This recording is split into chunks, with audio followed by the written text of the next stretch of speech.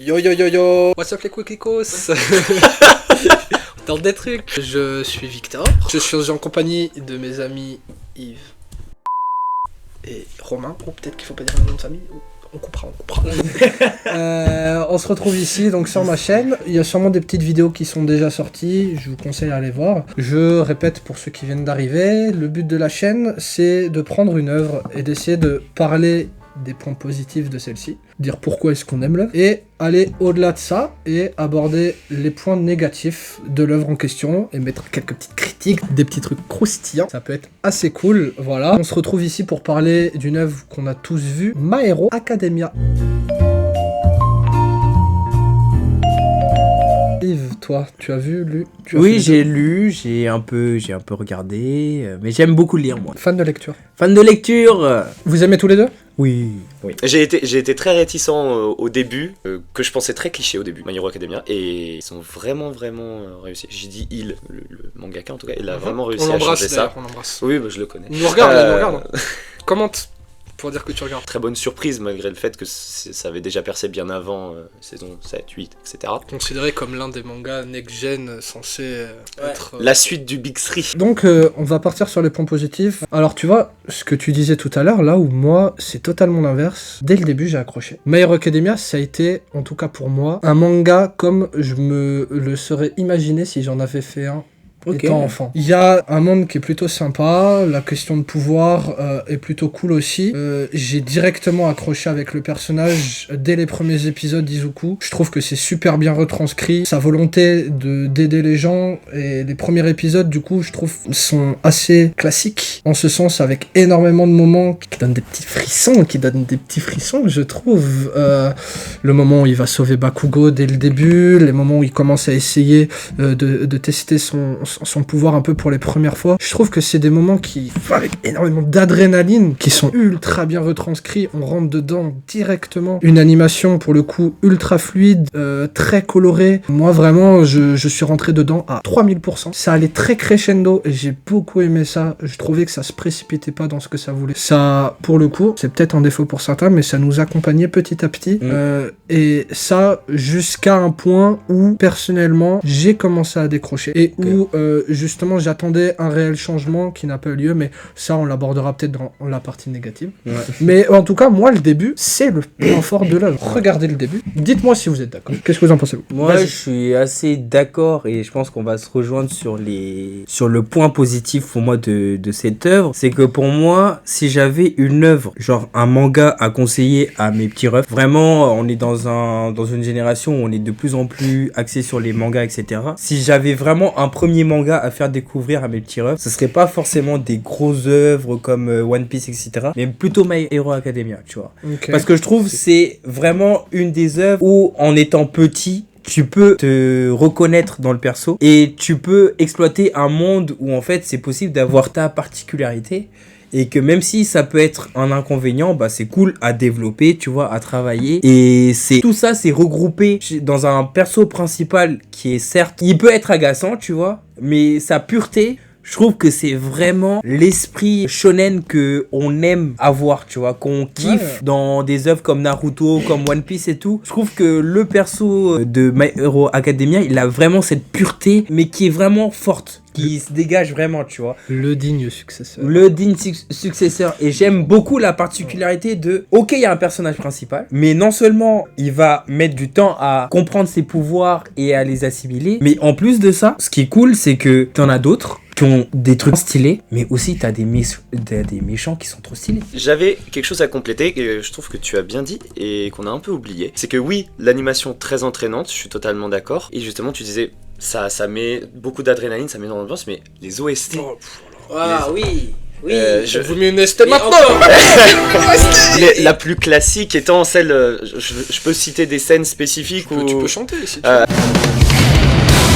Mais non, par exemple, ça met dedans là. Le premier, c'est très entraînant, c'est très fort et surtout, c'est super bien choisi. Les combats très bien animés. Oui. Ça aussi, du coup, tu parlais des très méchants, on peut y revenir après, mais pour le coup, je trouve que les chorégraphies sont ultra bien faites. Ouais. Là où j'ai un peu de mal sur certains autres animés qui peuvent être parfois comparés avec My Hero Academia. Ouais. Je pense à One Piece par exemple, pas dans les dernières saisons, mais dans les premières, voire intermédiaires, où j'avais énormément de mal avec les combats. À l'inverse, ceux de My Hero Academia, je suis dedans. C'est assez classique dans son sens, mais je trouve que c'est ce Pour qu'il moi, faut. c'est la nouvelle version des mangas dans le sens où ils ont pris des informations par rapport aux autres mangas hyper légendaires, genre One Piece, Dragon Ball Z, etc. Ils se sont dit, ok, on va prendre ça, mais on va le faire aussi à notre sauce. C'est-à-dire qu'aujourd'hui, c'est normal de kiffer un vrai méchant dans My Hero Academia parce qu'il est... Non, mais c'est hyper intéressant, tu vois, parce que il y a une période où nous, quand on regardait les mangas, on pouvait que kiffer les gentils. Genre dans Dragon Ball Z, C'est difficile de kiffer ça. à part Cell, à part Boo, bon, les autres méchants, ils puent la merde un peu, ils ont rien de fou.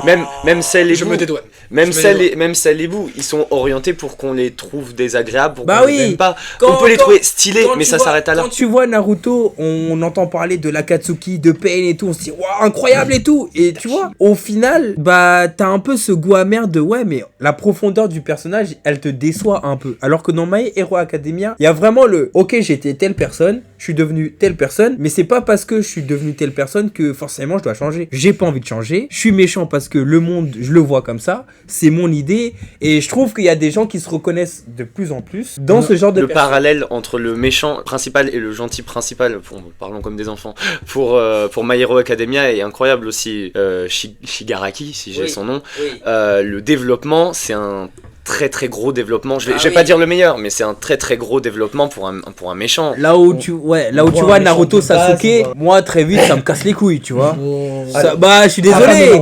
Pas fan de Naruto. À la première saison, Shigaraki, c'est un peu un méchant loser. C'est-à-dire qu'il perd, il commence à paniquer.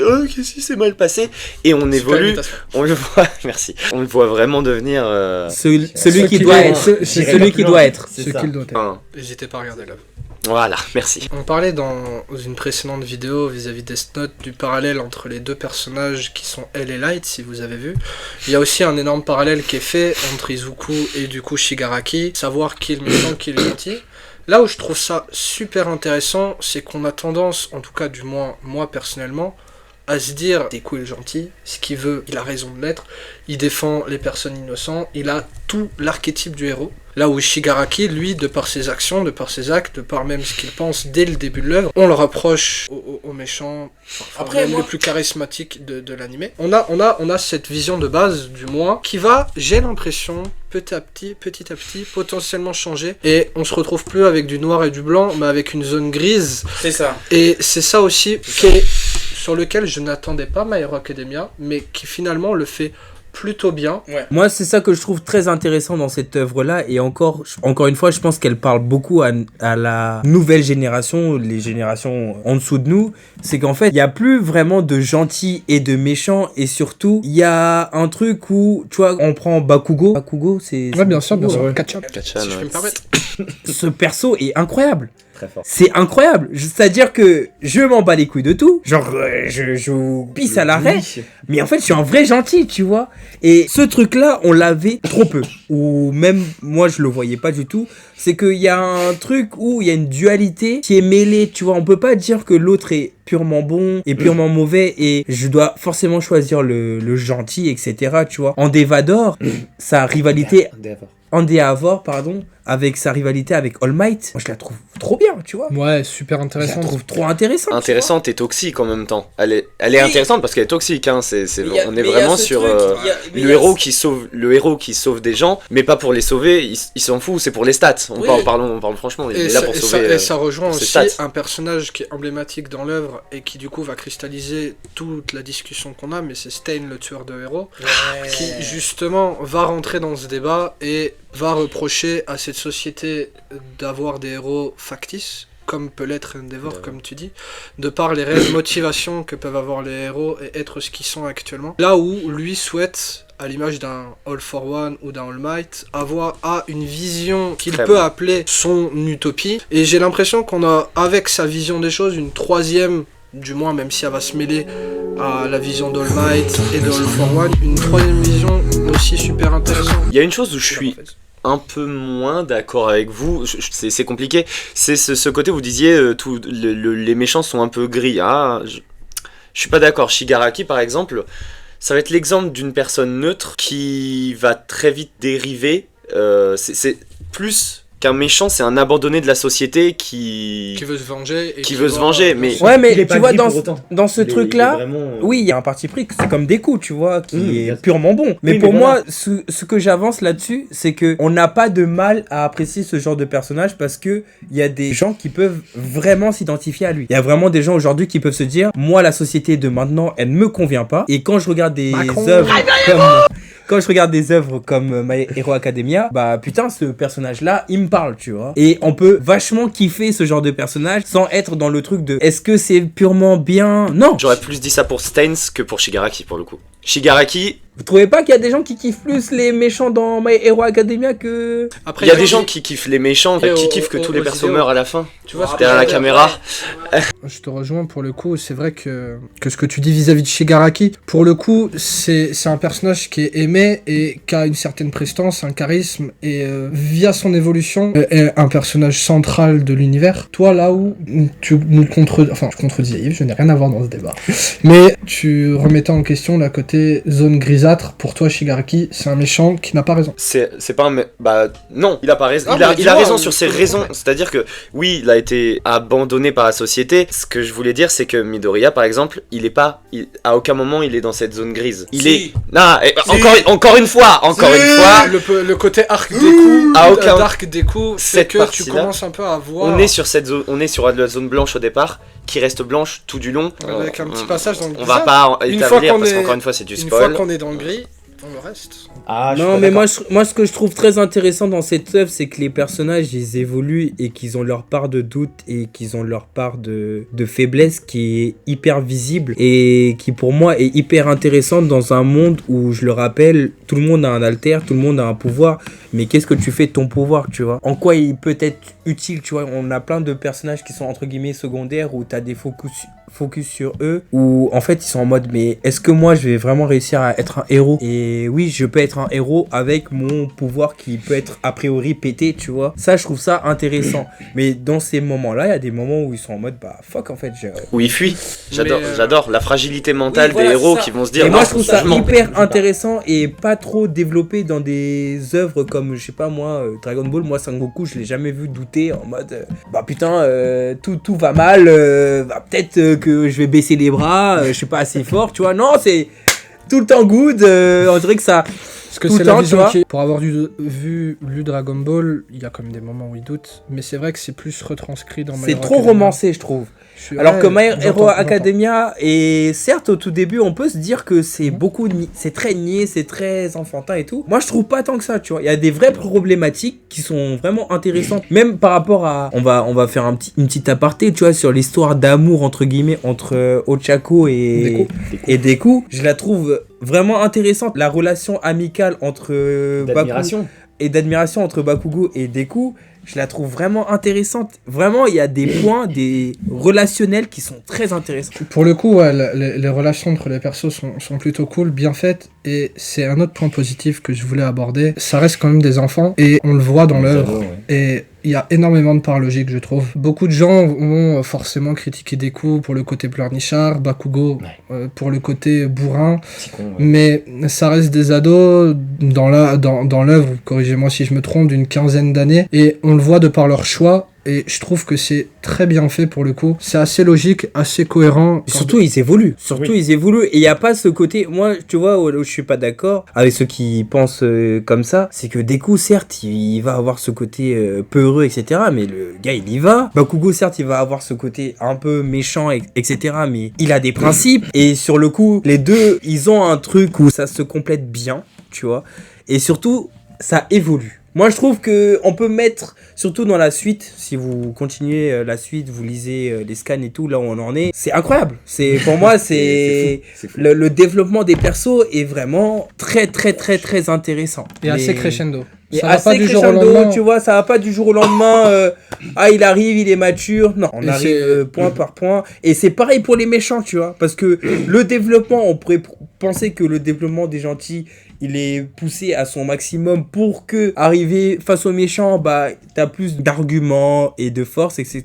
Pas du tout, tu vois. Il y a des méchants qui prennent une force incroyable. Mentalement, ils se rendent compte de plusieurs choses. Et ça rend l'œuvre vraiment super intéressante. Vraiment. Autre chose que t'as pas précisé dans le résumé, c'est que t'as dit il a hérité du pouvoir donc de All Might. Ce que t'as pas précisé, je pense pas que ce soit un spoil, c'est littéralement épisode 1, c'est qu'il l'a mérité ce pouvoir.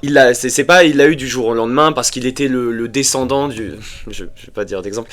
Il l'a mérité. All Might a regardé, il a dit ah oui, c'est toi que je veux dans mon équipe, petit. Il a prouvé son courage, même sans rien, alors que c'est lui qui avait rien. Et c'est ce qui fait que du coup, Deku, je trouve, est un excellent personnage principal. Oui. Et bien construit avec Et un on en développement plutôt parlait tout cohérent. à l'heure, mais syndrome de l'imposteur, des coups, beaucoup. On en a jamais parlé. Ouais, Je vois pas si vous saviez ce qui se passe pourquoi. en cam. Mais on montrera les backstage. Non, mais Merde.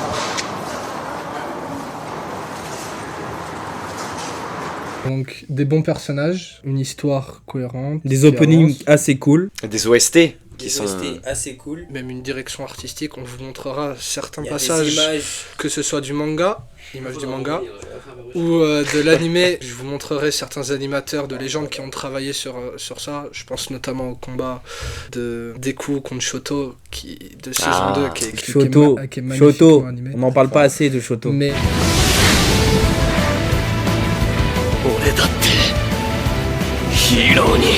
Et C'est vrai. ouais, un animé avec énormément de points positifs. Il y en aurait encore d'autres à dire, évidemment. On a essayé d'aborder les points qu'on considérait comme centraux. Trop loin, trop loin. Mais non, globalement, on est d'accord pour dire que c'est quand même un manga. C'est un très bon Ouais, manga, c'est un très bon. Il mérite sa place de on next sur 20, gen. on sur 20. C'est ça le problème. Ok, merci à vous de nous avoir écoutés. Commentez, likez, partagez, tout ce que vous voulez. Et voilà. Ciao, ciao la famille. C'est bon.